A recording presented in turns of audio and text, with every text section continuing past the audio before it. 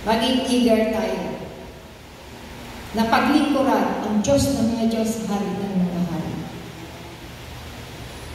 Sabi sa Matthew 6:33, memorize na lahat yan.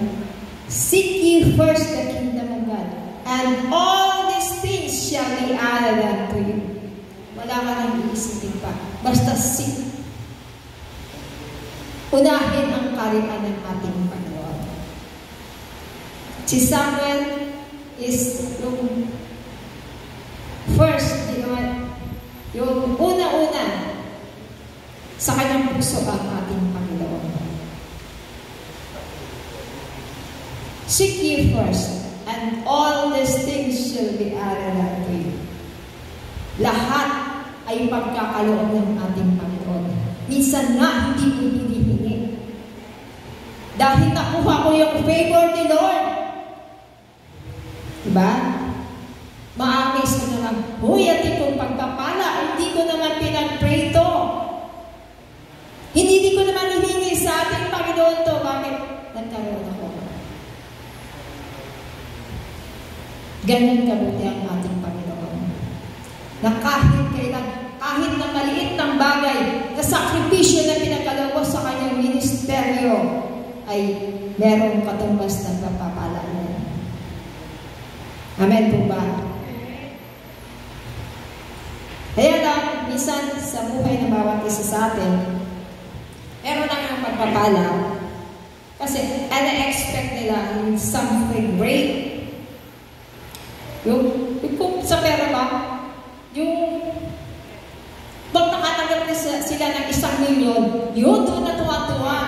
Pagpapala na yun. Pero pag walang 1 milyon, di ba? Wala na. Hindi pansin.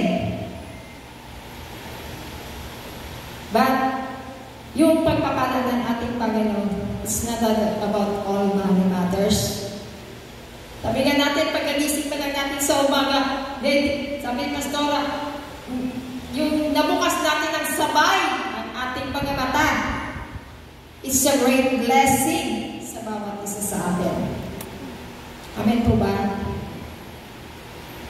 Yung hindi tayo nagkakasakit, health is wealth. Amen? Kahit gaano ka man kayaman kung may sakit ka. Diba? Mas pipiliin ko pag maging dukhang-dukha. Basta malakas ako. Wala akong cancer, walang sakit. Diba? Ma-enjoy mo yung, kahit na tuyo lang, ma-enjoy mo yung pagkain mo. Amen po ba? Huwag po natin pagbabayaan yung ministeryo ng ating Panginoon. Nandiyan ang ating Panginoon. Hindi niya tayo pababayaan. Ano bang mga minsan kasi sa buhay ng bawat isa sa atin na tinitingnan natin yung kawalan.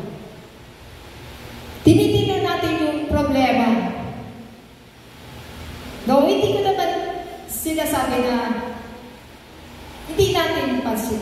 But, hindi yung pati pananampalataya natin, pati paglilingkod sa ating Panginoon, naapektuhan na. Amen po ba? No, bisan araw ng pagsamba, may problema. Ay, di na mo attend kasi may problema. Yun ay maling desisyon.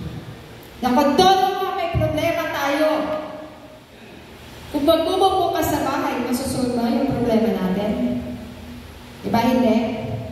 Dumalo ka sa gawain ng ating Panginoon. Sigurado ako na pag-uwi mo, no? Magaan ang pakiramdam natin. Amen po ba? Kung masama yung pakiramdam mo, sumama ka sa mga cell group. No? Kahit mainit kahit paglalakad, so what? Basta mapaglingkuran natin ang ating Panginoon. Sa buhay na bawat isa sa atin yun, di ba? Ako, ba kayo?